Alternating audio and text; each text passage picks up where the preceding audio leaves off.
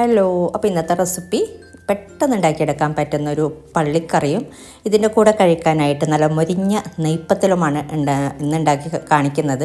നെയ്പ്പത്തൽ നമ്മൾ റേഷൻ പുഴുക്കലരി വെച്ചിട്ടാണ് ഉണ്ടാക്കിയെടുക്കുന്നത്. നല്ല സോഫ്റ്റും അതുപോലെ നല്ല ക്രിസ്പിയുമായിട്ടുള്ള ഒരു നെയ്പ്പത്തലാണ്.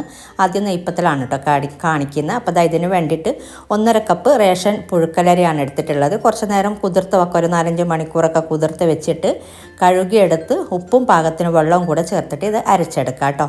പിന്നെ അതാ വേണ്ടത് 1 കപ്പ് ചിരകിയ തേങ്ങ, 1/2 ടീസ്പൂൺ ചെറിയ ജീരകം, ഒരു ചെറിയ സവാളയുടെ പകുതി. ഇതും കൂടെ നമ്മൾ വെള്ളം ചേർക്കാതെ ഒന്ന് ക്രഷ് ചെയ്തെടുക്കുന്നുണ്ട്. ഞാൻ നേരത്തെ കാണിച്ച അരി ഇപ്പോൾ ഇതുപോലെ ഒന്ന് ലൂസായിട്ടാണ് അരച്ചെടുത്തിട്ടുള്ളത്. എന്നിട്ട് ഇതുപോലെ ഒരു ഫ്രൈ പാനിലിട്ടിട്ട് ഒരു പാത്രത്തിലോ ഇതുപോലെ ഇട്ട് കൊടുത്തിട്ട് ഇങ്ങനെ ഇടയ്ക്കിടയ്ക്ക് ഇളക്കി കൊടുത്തിട്ട് ഇതൊന്ന് വാട്ടിയെടുക്കുന്നുണ്ട്, ഒന്ന് തിക്കാക്കി എടുക്കുന്നുണ്ട്. ഇങ്ങനെ നമ്മൾ ചെയ്തെടുക്കുമ്പോൾ ഇത് ഒന്ന് തിക്കായിട്ട് വരും. ഒരു മീഡിയം ടു ലോ ഫ്ലെയിമിൽ വെച്ചിട്ട് ഇതുപോലെ ഒന്ന് ചെയ്തെടുത്താൽ മതി. ഗ്രൈൻഡറിലാണെങ്കിൽ നമുക്ക് തിക്കായിട്ട് ആ ഒരു കട്ടിക്ക് തന്നെ വേണമെങ്കിൽ നമുക്ക് അരച്ചെടുക്കാം കേട്ടോ. ഞാനിപ്പോൾ ഇതുപോലെ ചെയ്തിട്ടാണ് ഇതുപോലെ ഇങ്ങനെ വാട്ടിയെടുത്തിട്ടുള്ളത്. ഇനി നമ്മളിത് കുറച്ചും കൂടെ ഒന്ന് കട്ടിക്ക് തന്നെ ഇത് തിക്കാക്കി എടുക്കാം കേട്ടോ. നമ്മളിതിലോട്ട് ക്രഷ് ചെയ്ത തേങ്ങ ഒക്കെ ചേർത്തിട്ട് മിക്സ് ചെയ്തെടുക്കുമ്പോൾ അത് പാകത്തിനായിക്കോളും. നെയ്പ്പത്തിൽ നമുക്ക് കുറേ രീതിയിൽ ചെയ്യാം കേട്ടോ. ഇനിയിപ്പോൾ നിങ്ങൾക്ക് ഇതുപോലെ വാട്ടിയെടുക്കണ്ട എന്നുണ്ടെങ്കിൽ കാസർഗോഡൻ പത്തിരിപ്പൊടി ഉണ്ടല്ലോ, അത് ചേർത്തിട്ട് മിക്സ് ചെയ്തെടുക്കാം, അല്ലെങ്കിൽ കുറച്ച് റവ ചേർത്ത് കൊടുക്കാം. പിന്നെ നമ്മൾ അരച്ചെടുക്കുമ്പോൾ നല്ലോണം ഫൈൻ ഇതായിട്ടല്ല അരച്ചെടുക്കുന്നത്, മഷി പോലെ അല്ല കേട്ടോ, ചെറിയൊരു തരുതരുപ്പോടെ അരച്ചെടുത്താൽ മതി. ഇതിപ്പോൾ ഞാൻ കണ്ടില്ലേ, ഇതുപോലെ ഒന്ന് തിക്കാക്കി എടുത്തിട്ടുണ്ട്. ഇനി ചെറുതായിട്ടൊന്ന് ചൂടാറുമ്പോൾ ഇതുപോലൊരു ഇതിലോട്ട് മാറ്റിയിട്ട് ഇനി നമ്മളിതിലോട്ട് ക്രഷ് ചെയ്ത തേങ്ങ ചെറുതായിട്ടൊന്ന് ക്രഷ് ചെയ്തെടുത്താൽ മതി, അല്ലാതെ അങ്ങനെ ഫൈനായിട്ട് അരച്ചെടുക്കേണ്ടതല്ല. വെള്ളമൊന്നും ചേർക്കാതെ ക്രഷ് ചെയ്തിട്ട് ഇനി ഇതിലോട്ട് ചേർത്തിട്ട് നന്നായിട്ടൊന്ന് മിക്സ് ചെയ്തെടുക്കുക. അപ്പോൾ ഇതുപോലെ മിക്സ് ചെയ്തെടുക്കുമ്പോൾ നല്ല പാകത്തിനായിക്കോളും. പിന്നെ നല്ലോണം ഇപ്പോൾ ഇങ്ങനെ മിക്സ് ചെയ്തെടുത്തിട്ട് നല്ലോണം കട്ടിക്കല്ല കേട്ടോ, നമ്മൾ കൈകൊണ്ട് തന്നെയാണ് ഇത് പരത്തിയെടുക്കുന്നത്. ആ ഒരു പാകത്തിന് നമ്മൾ പത്തിരിയൊക്കെ ഉണ്ടാക്കുന്നില്ല, അതിനേക്കാളും കുറച്ചൊന്ന് ലൂസാക്കിയിട്ട് എടുത്താൽ മതി. നമുക്ക് കൈകൊണ്ട് തന്നെ പെട്ടെന്ന് പരത്തിയെടുക്കാനാണ്. പിന്നെ നിങ്ങൾക്ക് നല്ലോണം ലൂസാണെന്ന് തോന്നുന്നുണ്ടെങ്കിൽ ഒരിച്ചിരി പത്തിരിപ്പൊടി, കാസർഗോഡൻ പത്തലുപൊടി ഒരിച്ചിരി വേണമെങ്കിൽ ചേർത്ത് കൊടുക്കാം കേട്ടോ, ഒരുപാട് ചേർക്കണ്ട. അപ്പോൾ ഇതിൻ്റെ ഒരു ടേസ്റ്റും ടെക്സ്ചറും ഒക്കെ വേറെയാകും. നമ്മൾ റേഷൻ അരിയിൽ ചെയ്യുമ്പോൾ വേറെ തന്നെ ഒരു നെയ്പ്പത്തലാണ് കേട്ടോ. അപ്പോൾ അതുകൊണ്ട് റേഷൻ അരി വെച്ചിട്ട് മാത്രം ഉണ്ടാക്കിയെടുക്കാൻ നോക്കുക. ചൂടാറിയാലും നല്ല സോഫ്റ്റായിട്ട് തന്നെ നമുക്ക് കിട്ടുന്നുണ്ട്. അപ്പോൾ ഈ ഒരു പത്തിരിക്കൊക്കെ ഉണ്ടാക്കുന്ന പോലെ ബോൾസാക്കി എടുത്തിട്ട് ഇതുപോലെ വാഴയിലയോ അല്ലെങ്കിൽ എന്തെങ്കിലും ഷീറ്റോ വെച്ചിട്ട് ഒരിച്ചിരി എണ്ണ തടവി കൊടുത്തിട്ട് കൈകൊണ്ട് തന്നെ ഇതുപോലെ പരത്തിയെടുത്താൽ മതി. ഇപ്പോൾ റേഷൻ അരി വെച്ചിട്ട് ചെയ്യാത്തവരെന്തായാലും ഇതുപോലെ ഒന്ന് ചെയ്ത് നോക്കാം കേട്ടോ. അപ്പോൾ ചില വീട്ടിലൊക്കെ റേഷൻ അരിയൊക്കെ ഒരുപാടുണ്ടാവും. നമുക്കിങ്ങനെ അതിലെന്തുണ്ടാക്കണമെന്നറിയാതെ കുറേ പേര് ഇങ്ങനെ ചോദിക്കലുണ്ട്, റേഷൻ പുഴുക്കലരി വെറുതെ ഇങ്ങനെ കുറേ ഉണ്ട്, എന്താ ചെയ്യുക എന്നൊക്കെ. അപ്പോൾ ഇതുപോലൊക്കെ ഉണ്ടാക്കിയെടുത്താൽ മതി. നമ്മൾ പച്ചരി വെച്ചിട്ട് ചെയ്യുന്നതിനേക്കാളും നല്ല ടേസ്റ്റ് ഉണ്ട് ഈ ഒരു റേഷൻ അരി വെച്ചിട്ട് ചെയ്യുമ്പോൾ. അപ്പോൾ ഞാൻ ഇതുപോലെ ഒന്ന് പരത്തി എടുത്തിട്ടുണ്ട്. ഇനി നമ്മളിത് എണ്ണ നല്ല ചൂടായ ശേഷം ഒരു മീഡിയം ഫ്ലെയിമിൽ വെച്ചിട്ട് നമ്മൾ ചുട്ടെടുത്താൽ മതി. അപ്പോൾ എണ്ണ നല്ല ചൂടാവണം. ചൂടായ ശേഷം ഒരു മീഡിയം ഫ്ലെയിമിലോട്ട് ആക്കുക.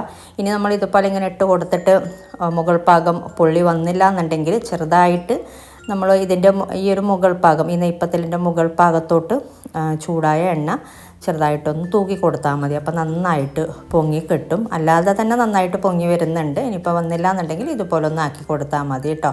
അപ്പോൾ നന്നായിട്ട് നല്ല പൊള്ളി വരുന്നുണ്ട്. ഇനി നമ്മൾ ഒരു സൈഡൊക്കെ ഒന്ന് കളറ് മാറി വരുമ്പോൾ തിരിച്ചിട്ട് കൊടുക്കാം. ഒരു ലൈറ്റ് ബ്രൗൺ കളർ ആകുമ്പോൾ തിരിച്ചിട്ട് കൊടുത്താൽ മതി. എണ്ണയുടെ ചൂടൊക്കെ നല്ല കറക്റ്റ് ആണെന്നുണ്ടെങ്കിൽ നമ്മളിങ്ങനെ ഇട്ട് കൊടുക്കുമ്പോൾ തന്നെ നന്നായിട്ട് പൊള്ളി വരും. അല്ലാന്നുണ്ടെങ്കിൽ ആ ഒരു ചൂടായ എണ്ണ മുകൾ ഭാഗത്തോട്ട് തൂക്കി കൊടുക്കുമ്പോഴാണ് ആ ഒരു ചൂട് മുകൾ ഭാഗത്തേക്ക് തട്ടുന്നത് കേട്ടോ. അപ്പോൾ അതുകൊണ്ടാണ് അങ്ങനെ എണ്ണ തൂക്കി കൊടുക്കുമ്പോൾ നന്നായിട്ട് പൊള്ളി വരുന്നത്. അപ്പോൾ എണ്ണയുടെ ചൂടൊന്ന് ഇതാക്കിയിട്ട് ഇട്ട് കൊടുത്താൽ മതി കേട്ടോ. അല്ലെങ്കിൽ ഞാൻ പറഞ്ഞ പോലെ ആ ഒരു മുകൾ ഭാഗത്തേക്ക് ഒന്ന് തൂക്കി കൊടുത്താൽ മതി. എന്താണെങ്കിലും പൂരിയാണെങ്കിലും നെയ്പ്പത്തിലാണെങ്കിലും നെയ്യപ്പമാണെങ്കിലും ഒക്കെ. അപ്പോൾ ഇതിപ്പോൾ ആയിട്ടുണ്ട്. അപ്പോൾ നമുക്ക് മാറ്റാം. അപ്പോൾ കണ്ടില്ലേ, നല്ലൊരു ഗോൾഡൻ കളറിൽ നമുക്ക് കിട്ടുന്നുണ്ട് ഈ ഒരു നെയ്പ്പത്തിൽ. പുറം ഭാഗം ഒരു ക്രിസ്പിയും അതുപോലെ അകത്തൊരു സോഫ്റ്റും, കഴിക്കുമ്പോൾ തന്നെ നല്ല ടേസ്റ്റാണ്. ഞാൻ ഉണ്ടാക്കിയിട്ട് കുറേ പേര് കഴിച്ചിട്ട് നല്ല രീതിയിൽ പറഞ്ഞിട്ടുണ്ടായിരുന്നു നല്ല അടിപൊളിയാണ് എന്നൊക്കെ. അപ്പോൾ അതുകൊണ്ട് തന്നെ ഞാനത് അവർ പറഞ്ഞിട്ട് തന്നെ ഞാൻ പെട്ടെന്ന് ആ ഒരു വീഡിയോ ഞാൻ അപ്ലോഡ് ചെയ്തിട്ടുണ്ടായിരുന്നു കേട്ടോ. അവർക്ക് വേണ്ടിയിട്ട് ഇതെങ്ങനെ ഉണ്ടാക്കുന്നതെന്ന് കാണിക്കുമെന്നൊക്കെ ചോദിച്ചിട്ട്. അപ്പോൾ ഇതുപോലെ ചുട്ടെടുത്താൽ മതി. അപ്പോൾ കാസർഗോഡൊക്കെ സ്ഥിരം സൽക്കാരങ്ങളിലൊക്കെ ഉണ്ടാകാറുള്ളതാണ് ഈ ഒരു നെയ്പ്പത്തിൽ. അപ്പോൾ ഇതുപോലെ ട്രൈ ചെയ്യാത്തവർ, സാധാ മുമ്പൊക്കെ ചെയ്യാറുള്ളത് പച്ചരി വെച്ചിട്ടും അതുപോലെ പച്ചരിപ്പൊടി വെച്ചിട്ടും റവ വെച്ചിട്ടും പത്തിരിപ്പൊടി വെച്ചിട്ടും ഒക്കെ പല രീതിയിലും ഞാൻ ചെയ്തിട്ടുണ്ട് കേട്ടോ. പല രീതിയിലും നെയ്പ്പത്തിൽ അത് എല്ലാം ഒറ്റ വീഡിയോയിൽ ഞാൻ കാണിച്ചിട്ടുണ്ടായിരുന്നു. അപ്പോൾ അതാ ഇതുപോലെ ചുട്ടെടുത്ത് മാറ്റി വെക്കാം. എന്ത് കറിയുടെ കൂടെ വേണമെങ്കിലും നമുക്കിത് സെർവ് ചെയ്യാം കേട്ടോ. നല്ല അടിപൊളിയാണ്. അപ്പോൾ ഇനി ഞാൻ കാണിക്കുന്നത് ഇതിൻ്റെ കൂടെ കഴിക്കാനായിട്ട് ബീഫ് വെച്ചിട്ടുള്ള പള്ളിക്കറിയാണ്. അപ്പോൾ നമുക്ക് നോക്കാം. അപ്പോൾ അതാ ഇതിന് വേണ്ടിയിട്ട് ആദ്യം ഒരു കുക്കറിലോട്ട് 1.5 ടേബിൾ സ്പൂൺ എണ്ണ ചേർത്തിട്ട് ഇതിലോട്ടൊരു സവാള ചേർത്തിട്ടൊന്ന് വഴറ്റി എടുത്തിട്ടുണ്ട്. ഇനി ഇതിലോട്ട് 1 ടേബിൾ സ്പൂൺ ക്രഷ് ചെയ്ത വെളുത്തുള്ളി, അതുപോലെ ഒരു 1/4 ടീസ്പൂൺ ഇഞ്ചിയും കൂടെ ചേർത്ത് കൊടുത്തിട്ടുണ്ട്. പിന്നെ ഒരു പകുതി തക്കാളിയും കൂടെ ചേർത്തിട്ട് ഒന്ന് ചെറുതായിട്ട് എല്ലാം കൂടെ ഒന്ന് വഴറ്റി കൊടുത്താൽ മതി. ഇനി ഇതിലോട്ട് 1/2 കിലോ ബീഫ്, കഴുകി എടുത്തിട്ടുള്ള 1/2 കിലോ ബീഫ് ചേർത്തിട്ട് ഒന്ന് ഇതുപോലെ ഒന്ന് മിക്സ് ചെയ്തെടുക്കാം. ഇനി ചേർത്ത് കൊടുക്കാൻ നമ്മൾ ഇതിലോട്ട് ഉപ്പ് ചേർത്തിട്ടില്ല, പാകത്തിനുള്ള ഉപ്പ്, അതുപോലെ പാകത്തിനുള്ള വെള്ളം, പിന്നെ ഒരു ഇച്ചിരി മഞ്ഞൾപ്പൊടിയും കൂടെ ചേർത്തിട്ട് എല്ലാം കൂടെ ഒന്ന് മിക്സ് ചെയ്തിട്ട് ഇതൊന്ന് വേവിച്ചെടുക്കാം. സാധാ വേവിക്കുന്ന പോലെ ഒന്ന് വേവിച്ചെടുത്താൽ മതി. ഇപ്പൊ ഇതാ ഇത് വേവിച്ചെടുത്തിട്ടുണ്ട്. ഇനി ഞാൻ വേറൊരു പാത്രത്തിലോട്ട് ആക്കി കൊടുക്കുന്നുണ്ട്. പിന്നെ കറിവേപ്പില ചേർത്ത് കൊടുക്കാം കേട്ടോ. കയ്യിലില്ലാത്ത കൊണ്ടാണ് ഞാൻ ഇപ്പൊ തൽക്കാലം ചേർത്തിട്ടില്ല. ഇനി ഇതാ ഇതിലോട്ട് ഒരു സ്പെഷ്യൽ കൂട്ട് ചേർത്ത് കൊടുക്കുന്നുണ്ട്. പള്ളിക്കറിയാണ് കേട്ടോ നമ്മൾ ഉണ്ടാക്കിയെടുക്കുന്നത്. അപ്പൊ ഖദീജ സ്പെഷ്യൽ പള്ളിക്കറിയാണിത്. ഇതിന്റെ ബാക്കിൽ തന്നെ എഴുതിയിട്ടുണ്ട് ചേർത്ത് കൊടുക്കേണ്ട അളവൊക്കെ. ഒരുപാട് ഇൻഗ്രീഡിയൻസ് ഒന്നുമില്ല, നേരത്തെ കാണിച്ച പോലെ. അപ്പൊ എളുപ്പമാണ്. അപ്പൊ ഖദീജ സ്പെഷ്യൽ ബീഫ് പള്ളിക്കറിയാണ്. അപ്പോൾ നേരത്തെ പറഞ്ഞ പോലെ നമുക്ക് പെട്ടെന്ന് ഉണ്ടാക്കിയെടുക്കാൻ എല്ലാവർക്കും ഇഷ്ടമാണല്ലേ. അപ്പൊ അങ്ങനെ ഒരു പെട്ടെന്ന് ഉണ്ടാക്കിയെടുക്കാൻ പറ്റുന്ന ഒരു പള്ളിക്കറിയാണ്. അപ്പൊ ഞാനിപ്പോ ഈ ഒരു പാക്കറ്റിൽ നിന്നും പകുതിയാണ് കേട്ടോ ചേർത്ത് കൊടുക്കുന്നത്. 1 കിലോ ബീഫിന്റെ അളവാണ് ഈ ഒരു പാക്കറ്റ്. അപ്പോൾ ഞാനിപ്പോ പകുതി അല്ല എടുത്തത്. അപ്പൊ അതിന് വേണ്ടിയിട്ട് പകുതി, ഈ ഒരു പാക്കറ്റിൽ നിന്നും പകുതിയാണ് ഇട്ട് കൊടുത്തിട്ടുള്ളത്. ഇനി നമ്മളിത് തിളപ്പിച്ചൊന്ന് വറ്റിച്ചെടുക്കണം. അപ്പോൾ ഇറച്ചി വേവിക്കുമ്പോൾ ഒരുപാട് വെള്ളമൊന്നും ചേർത്ത് കൊടുക്കരുത് കേട്ടോ.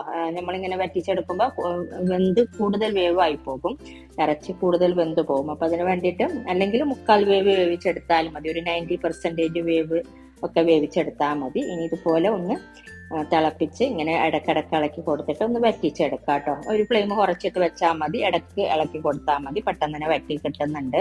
അപ്പൊ നമുക്ക് പെട്ടെന്ന് ഉണ്ടാക്കിയെടുക്കാം കേട്ടോ ഈ ഒരു ഖദീജ സ്പെഷ്യൽ പള്ളിക്കറി. നല്ല ടേസ്റ്റ് ഉണ്ട് കഴിക്കാനായിട്ട്. പത്തിരി, ചപ്പാത്തി, അപ്പം, അതുപോലെ നെയ്ച്ചോറ് എല്ലാത്തിൻ്റെ കൂടെയും നല്ലൊരു കോമ്പിനേഷനാണ്. ഇതുപോലെ ട്രൈ ചെയ്യാത്തവർ എന്തായാലും ഒരിക്കലെങ്കിലും ഇതുപോലെ ഒന്ന് ട്രൈ ചെയ്ത് നോക്കാം. അപ്പോൾ ഇതിൻ്റെ ഡീറ്റെയിൽസ് വേണമെങ്കിൽ കമൻറ്റ് ബോക്സിൽ കൊടുക്കാം കേട്ടോ. അപ്പോൾ എന്തായാലും ഒരിക്കലെങ്കിലും ഉണ്ടാക്കി നോക്കിയിട്ട് നിങ്ങളെ ഫീഡ്ബാക്ക് അറിയിക്കാം.